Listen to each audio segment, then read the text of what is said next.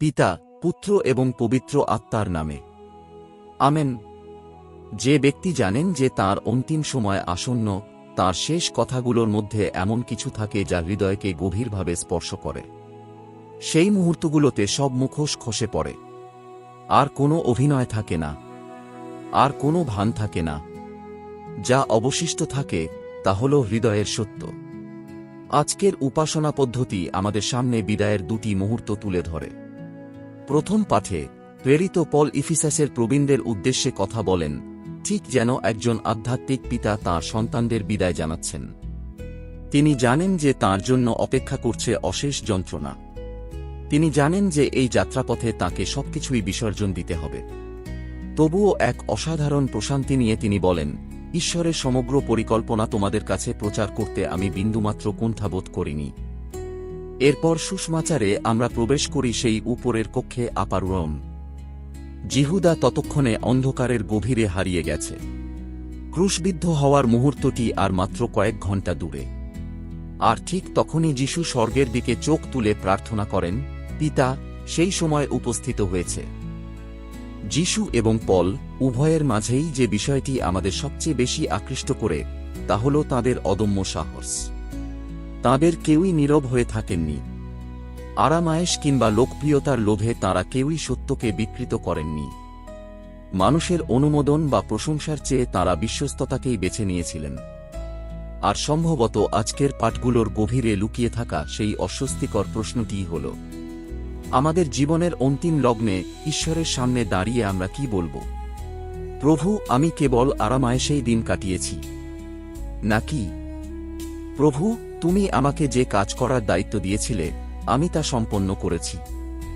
আমরা এমন এক পৃথিবীতে বাস করি যেখানে অন্য প্রায় সবকিছুর চেয়ে ভদ্র বা ভালো মানুষ, নাইস হয়ে থাকাকেই বেশি গুরুত্ব দেওয়া হয়। কাউকে কখনো চুটিয়ে দেওয়া যাবে না, কাউকে কখনো চ্যালেঞ্জ করা যাবে না, কঠিন সত্যগুলো কখনো উচ্চারণ করা যাবে না।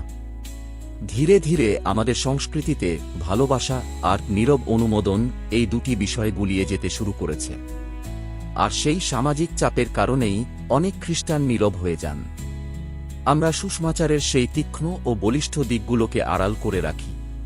আমরা আমাদের বিশ্বাসকে কেবল এক অস্পষ্ট দয়া বা নিছক আরামদায়ক আধ্যাত্মিকতার গণ্ডিতেই সীমাবদ্ধ করে ফেলি। কিন্তু যিশু কখনোই কোনো আরামদায়ক সুষমাচার প্রচার করেননি। যিশু পাপীদের গভীরভাবে ভালোবাসতেন, তবুও তিনি পাপকে কখনো পবিত্রতা বলে আখ্যায়িত করেননি। ব্যভিচারে লিপ্ত অবস্থায় ধৃত সেই নারীকে তিনি ক্ষমা করেছিলেন ঠিকই, কিন্তু একই সাথে এও বলেছিলেন, যাও, আর কখনো পাপ করো না। তিনি ভগ্নহৃদয় মানুষদের সাদরে গ্রহণ করেছিলেন, কুষ্ঠরোগীদের স্পর্শ করেছিলেন এবং করাদায়কারীদের সাথে বসে আহার করেছিলেন। আর ঠিক একই সময়ে তিনি মানুষের অহংকার, কপটতা, লোভ এবং মিথ্যাচারকে কঠোরভাবে মোকাবিলা করেছিলেন। যিশু ছিলেন অপার করুণায় পূর্ণ, কিন্তু সত্যের প্রশ্নে তিনি কখনোই কোনো আপোস করেননি। আর সেই সত্যই শেষ পর্যন্ত তাঁকে ক্রুশের পথে নিয়ে গিয়েছিল। আজ যখন যিশু বলেন, পিতা, সেই সময় উপস্থিত হয়েছে, তখন তিনি তাঁর যাতনাভোগের কথাই বলছেন, বিশ্বাসঘাতকতা, দুঃখ, কষ্ট, ক্রুশবিদ্ধ হওয়া এবং আত্মত্যাগ। তবুও তিনি এই সময়টিকে মহিমা বলে অভিহিত করেন। পৃথিবী মহিমাকে দেখে সাফল্য, প্রশংসা, প্রভাব, প্রতিপত্তি, স্বীকৃতি এবং ক্ষমতা হিসেবে।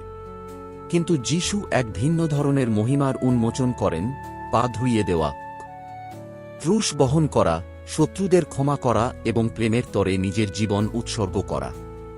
ক্রুশ কোনো ব্যর্থতা নয়, ক্রুশ হল প্রেমের পূর্ণ প্রকাশ।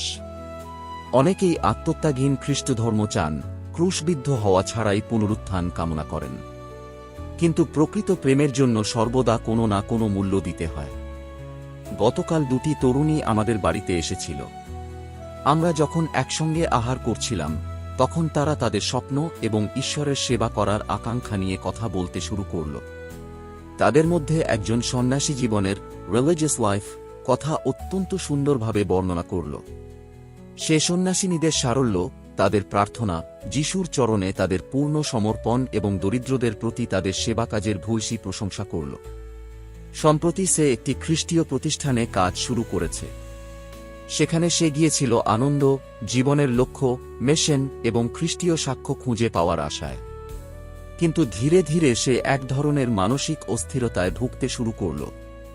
সে দেখল সেখানকার কথাবার্তা সর্বদা টাকা পয়সা, কাজের লক্ষ্যমাত্রা, টার্গেটস, বেতন, কাজের চাপ এবং সাফল্যকে কেন্দ্র করেই আবর্তিত হচ্ছে। এমনকি লেন্ট উপবাসকাল এর সময়েও যখন সে শুক্রবারগুলোতে ক্রুশের পথ ওয়ে অব দ্য ক্রস উপাসনায় অংশ নিতে চাইত, তখন কাজের দাবিগুলোই অধিকতর গুরুত্বপূর্ণ হয়ে উঠত। আর নীরবে তার হৃদয়ের গভীরে একটি প্রশ্ন দানা বাঁধতে শুরু করল, সেই সাক্ষ্য কোথায়? খ্রিস্টের একান্ত আপন হয়ে ওঠার সেই আনন্দই বা কোথায়? সম্ভবত আজ অনেক তরুণ-তরুণী একই ধরনের হতাশার সম্মুখীন হচ্ছে। কখনো কখনো সবচেয়ে বড় বিভ্রান্তিটা চার্চের বাইরের জগৎ থেকে আসে না, বরং তা তখন আসে যখন খ্রিস্টীয় পরিসরগুলো হুবহু বাইরের জগতের মতোই হয়ে ওঠে, টাকা পয়সা, প্রতিপত্তি, কর্মদক্ষতা, প্রতিযোগিতা এবং সাফল্যের নেশায় মত্ত হয়ে ওঠে। তবে হয়তো এই মুহূর্তটি ঈশ্বরের পক্ষ থেকে একটি আহ্বানও বটে। হয়তো প্রভু তাকে উদ্দেশ্য করে বলছেন, অন্যরা তাদের ভেতরের সেই অগ্নিশিখা হারিয়ে ফেলেছে বলে তুমি তোমার শিখাটি নিভিয়ে দিও না। তুমি নিজেই সেই সাক্ষ্য হয়ে ওঠো যার সন্ধান তুমি করে ফিরছ।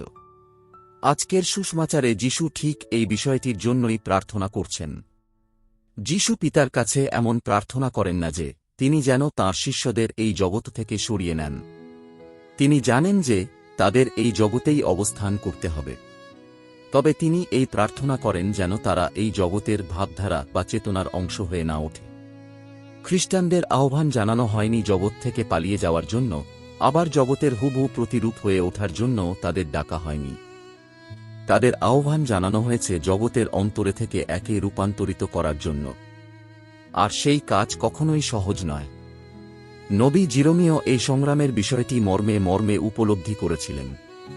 ঈশ্বরের বাণী, যেমনটি তিনি বলেছিলেন, হয়ে উঠল আমার অস্থিমজ্জায় প্রজ্বলিত অগ্নির ন্যায়, তিনি আর নীরব থাকতে পারলেন না। সিয়েনার সাধিকা ক্যাথরিন একবার লিখেছিলেন, সত্য ঘোষণা করো, ভয়ের বসে নীরব থেকো না। আমাদের এই পৃথিবীর আজ একান্ত প্রয়োজন এমন সব সাহসী খ্রিস্টানকে, কঠোরমনা খ্রিস্টান নয়, অহংকারী খ্রিস্টানও নয়, বরং এমন সব সাধুসন্তকে যারা সত্য ও প্রেমের অগ্নিশিখায় উদ্ভাসিত। এরপর যিশু আমাদের উপহার দেন সমগ্র সুসমাচারের অন্যতম এক অপূর্ব বাণী। আর অনন্ত জীবন এই, যেন তারা তোমাকে জানতে পারে, একমাত্র সত্য ঈশ্বরকে এবং যিশু খ্রিস্টকে, যাকে তুমি প্রেরণ করেছ। অনন্ত জীবন মানে কেবল মৃত্যুর পরেও চিরকাল বেঁচে থাকা নয়। অনন্ত জীবন হল এক গভীর সম্পর্ক।